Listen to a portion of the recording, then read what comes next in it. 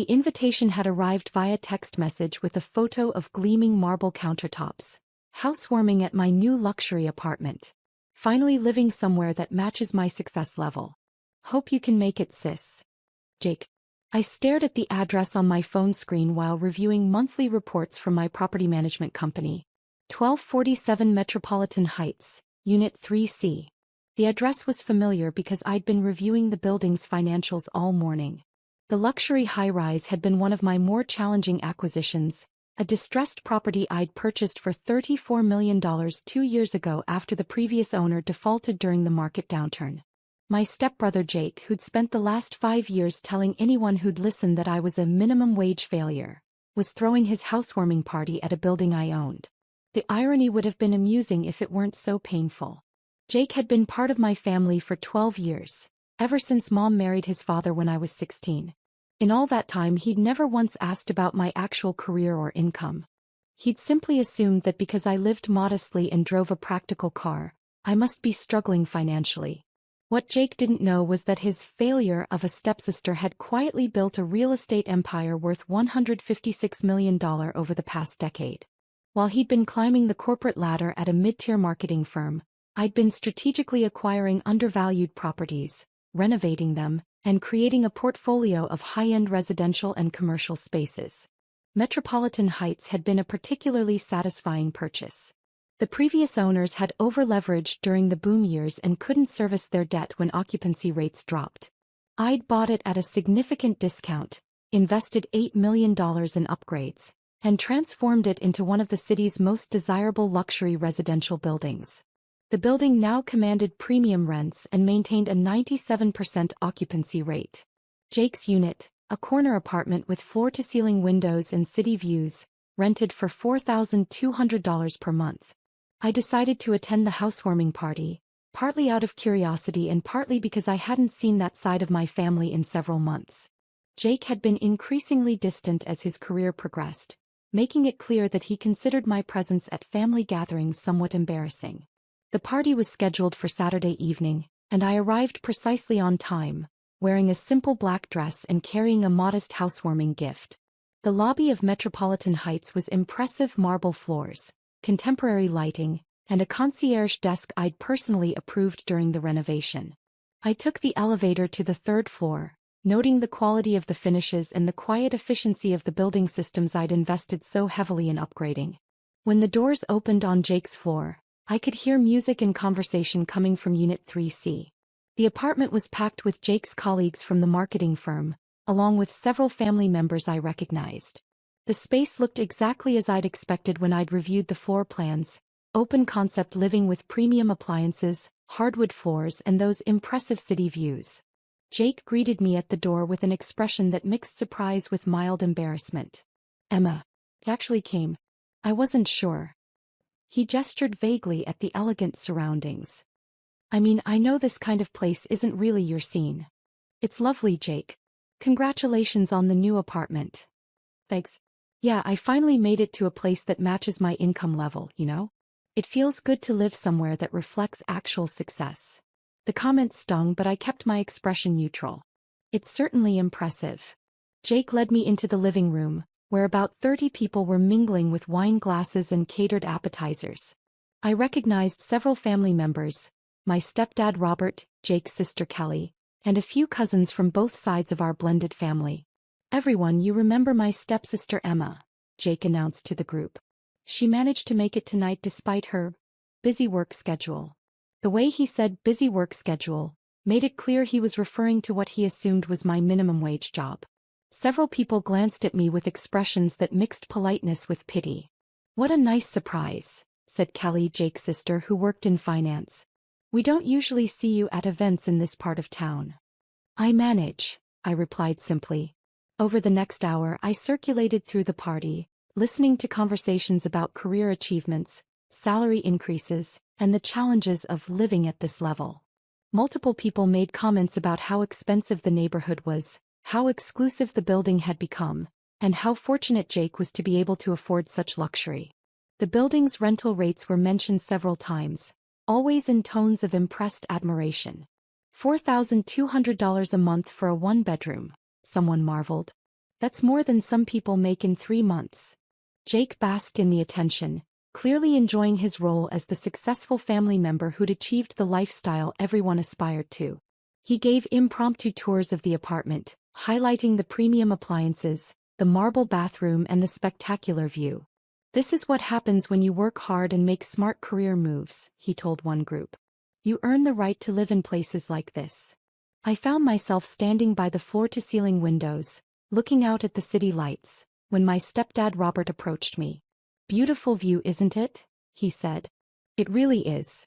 Jake's done well for himself. This place must cost a fortune." "I'm sure it does. It makes me proud to see him achieving this kind of success. You know, Emma, you might want to think about what Jake's done here. Maybe it would inspire you to aim a little higher in your own career."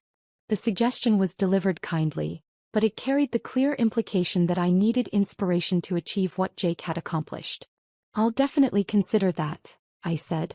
As the evening progressed, the comments became less subtle.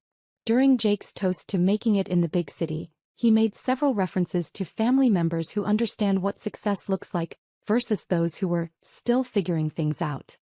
The turning point came around 9:30 p.m., when Jake had clearly had several glasses of wine and decided to make an impromptu speech about achievement and aspiration.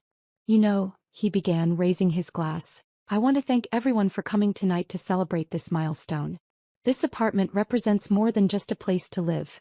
It represents the reward for hard work, smart decisions, and refusing to settle for less than you deserve." General agreement and applause from the crowd.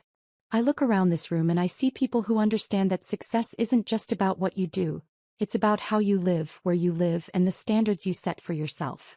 More nodding and murmurs of approval. Some people are content to live modestly, work basic jobs, and never aspire to anything better. And that's fine. Someone has to work minimum wage, right? But the people in this room tonight are different. We're the ones who push ourselves to achieve more. I could feel eyes turning toward me and I realized that Jake was building up to something. "My stepsister Emma is here tonight, and I want her to see what's possible when you refuse to settle. Emma, you've been working the same office job for years, living in that little apartment, driving that old car. But look around you, this is what success actually looks like." The room fell into an uncomfortable silence as everyone realized Jake was essentially using me as a cautionary tale. "You don't belong in nice places like this," he continued, his voice getting louder and more aggressive. "Minimum wage workers like you ruin neighborhoods like this. They bring down property values and change the whole character of an area."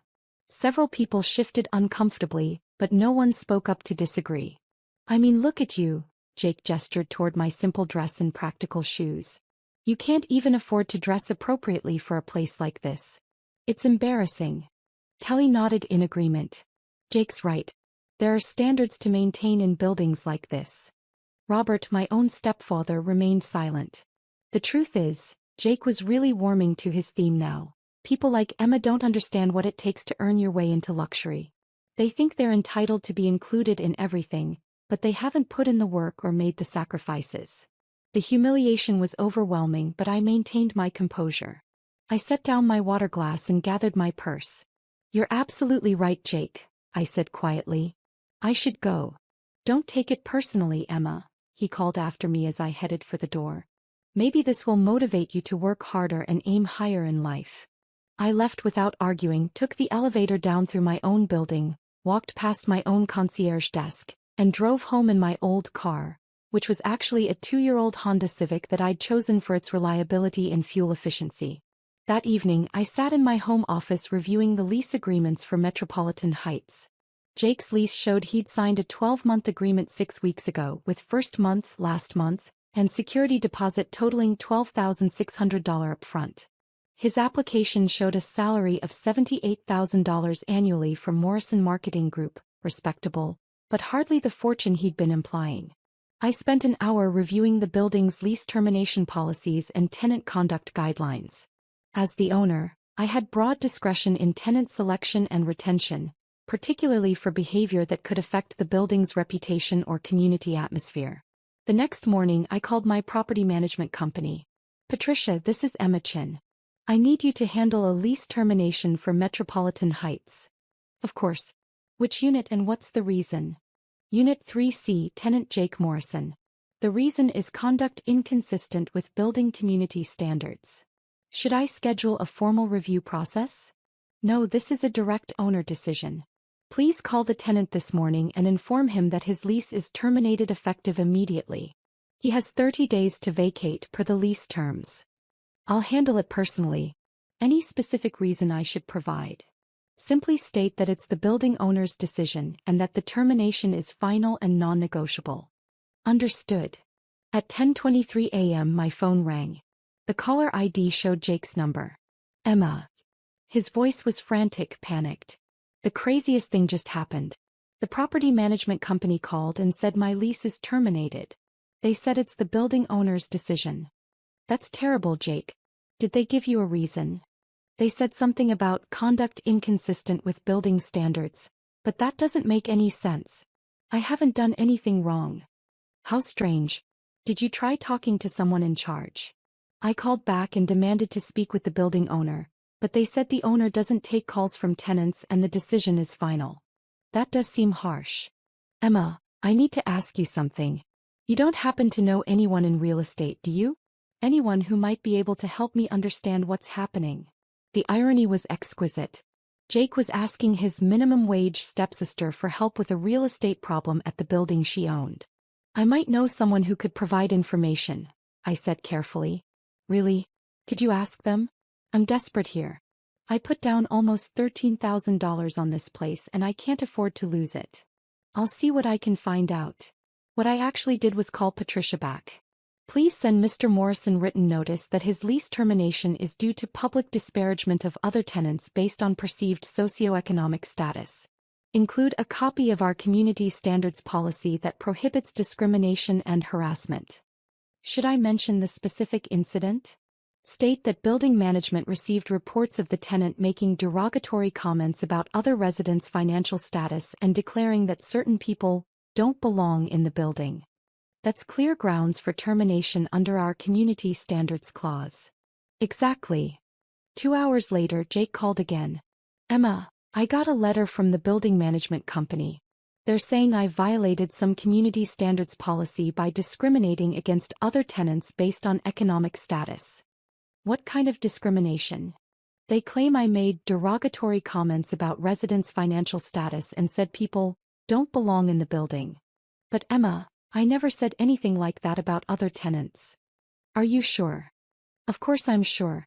The only time I talked about people not belonging in nice places was when I was talking about. I could hear the realization hitting him.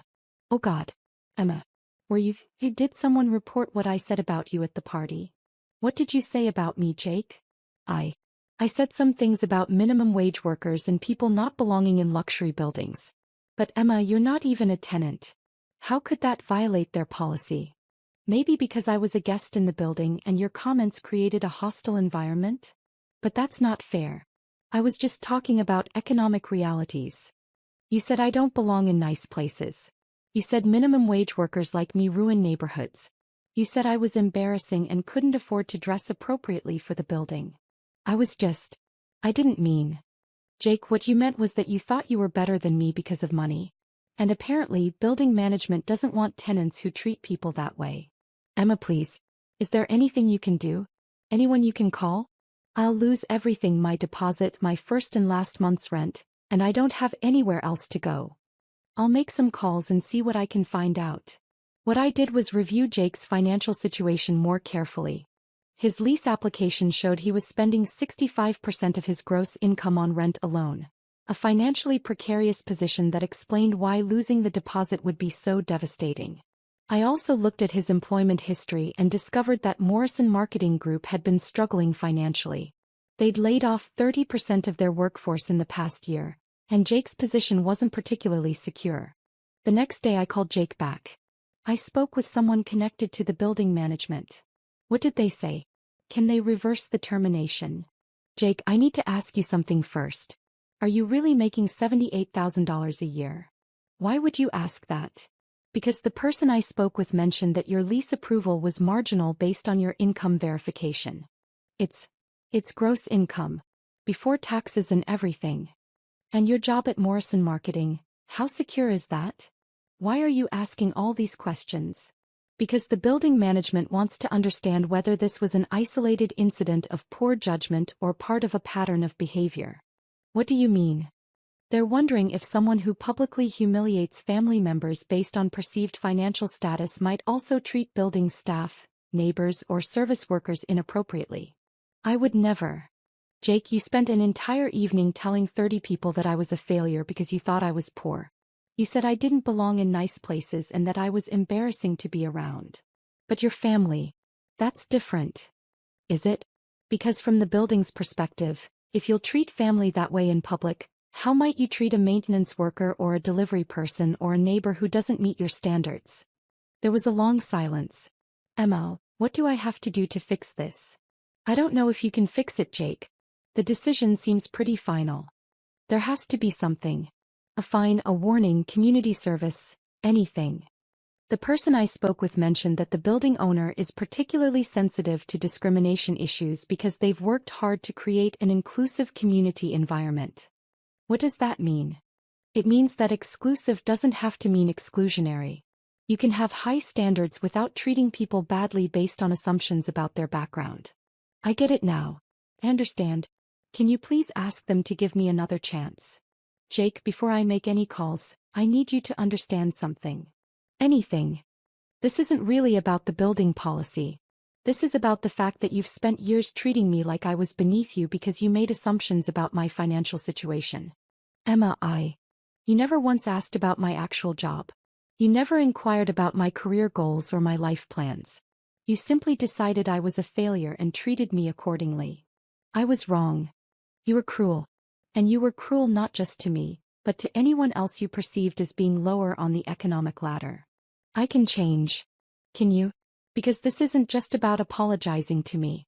This is about fundamentally changing how you view and treat people. I will. I promise I will. Jake, let me ask you something. What do you think my actual job is? I thought you worked in some office doing administrative stuff. I own a real estate investment company with a portfolio worth $156 million. The silence that followed lasted nearly 2 minutes. That's not possible. I own Metropolitan Heights, Jake. I've owned it for 2 years. You've been paying rent to me. You own my building?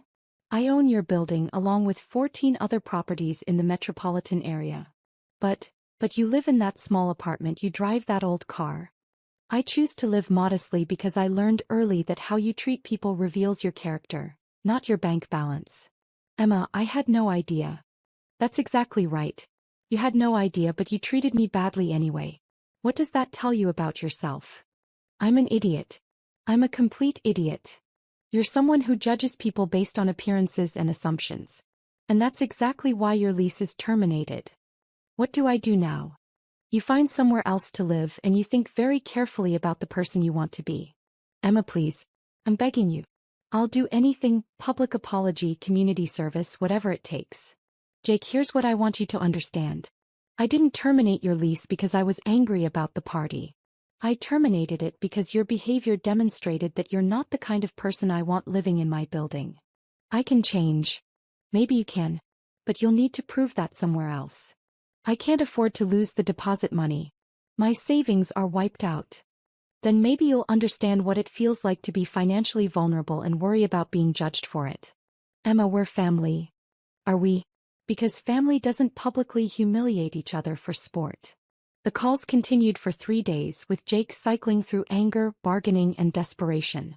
He offered to pay additional fees, sign community service agreements, even make public apologies. But I'd made my decision based on a principle that went beyond our personal relationship. I wanted tenants who treated everyone with dignity, regardless of their perceived social or economic status. After a week, I received a call from my stepfather, Robert. Emma, I need to talk to you about Jake's situation. What about it? He says you own his building and you're evicting him because of what he said at the party. That's accurate. Emma, he's family. Surely you can work something out. Robert, were you there when Jake spent 10 minutes explaining to 30 people that I don't belong in nice places? He was drunk and he said some things he shouldn't have. He was expressing his genuine beliefs about me and people like me. The alcohol just made him honest about it. but to evict him from his home. Robert, let me ask you something. Why didn't you speak up at the party? What do you mean? When Jake was humiliating me in front of the whole family, why didn't you say anything? It was awkward. I didn't want to make a scene. But you're comfortable calling me now to ask for special treatment for the person who made that scene at my expense. Emma, that's not fair. Isn't it? You were fine with Jake treating me badly as long as it didn't affect him. Now that there are consequences, suddenly family loyalty matters. We all make mistakes. This wasn't a mistake, Robert. This was Jake revealing his true character. And you enabled it by staying silent. What do you want from us? I want you to understand that actions have consequences, and that family relationships should be based on love and respect, not assumptions about social status. So you're punishing the whole family? I'm not punishing anyone. I'm simply choosing not to do business with someone who has demonstrated that he doesn't share my values. Emma, he's going to lose thousands of dollars. And I lost 12 years of family relationship to his condescension and disrespect. Over the following month, Jake moved out of Metropolitan Heights and found a smaller apartment in a less expensive neighborhood. The experience seemed to genuinely humble him, and he reached out several times to attempt apologies and rebuilding our relationship. But the most meaningful conversation came 6 months later, when he called with a different tone entirely. Emma, I've been thinking a lot about what happened and I wanted to call you. I'm listening. I want to apologize. Not because I want something from you, but because I owe you an apology. Go on. I spent years treating you badly because I made assumptions about your worth based on what I thought your financial situation was. That was wrong and it was cruel. Thank you for saying that. But Emma, I want you to know that I've learned something important. Even if you had been struggling financially, even if you had been working a minimum wage job, that wouldn't have made you less valuable as a person or less deserving of respect. The acknowledgement surprised me. What made you realize that? Living in my new neighborhood. Meeting people who work service jobs, who struggle to pay rent, who can't afford the things I took for granted. Realizing that they're good people with dignity and worth, regardless of their paychecks. That's a significant insight. Emma, I don't expect forgiveness and I'm not asking for any favors. I just wanted you to know that I understand now that I was wrong about everything. I appreciate that, Jake. And I wanted to ask you something. Would you be willing to have coffee sometime? Not to talk about business or money or any of that. Just to try to rebuild some kind of relationship as people. I considered the request carefully. Jake, I'm open to that. But I need you to understand that any relationship we rebuild will be based on who we are as people, not on what either of us can do for the other. I understand. And Emma? Yes. I'm proud of what you've accomplished.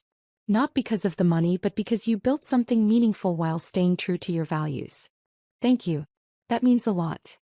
We did meet for coffee, and over time, we've been able to rebuild a relationship based on mutual respect rather than assumed hierarchy.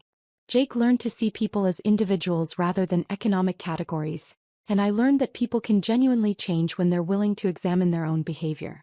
Metropolitan Heights continues to be one of my most successful properties, with high occupancy rates and a strong community atmosphere. The incident with Jake reinforced my commitment to creating inclusive environments that welcome people based on character rather than just financial capacity. But the most important outcome was personal. I learned that sometimes the most powerful response to discrimination is not anger or revenge, but the consistent application of principles that reflect the values you want to see in the world. Jake may have been right about one thing at his housewarming party. People like me don't belong in places where worth is measured only by wealth. We belong in places where worth is measured by how we treat each other. And fortunately, I own several of those places.